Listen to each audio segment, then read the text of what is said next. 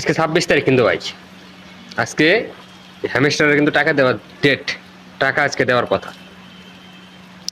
তো টাকা দেখ বা না দেখ, টাকা দিলে তো ভালো কথা, আর যদি টাকা না দিয়ে থাকে তাইলে কি, তাইলে বাঙালি কিন্তু এটা এখান থেকে একটা শিক্ষা পাবে। কি শিক্ষা?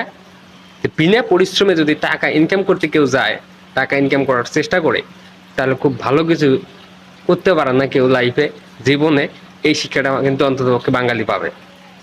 আর এখান থেকে যারা এই মাইনিং বোর্ডটা নিয়ে কাজ করতেছে, তারা তো অবশ্যই আমাদের দেশের না, বাইরের দেশের ব্রিটিশরা।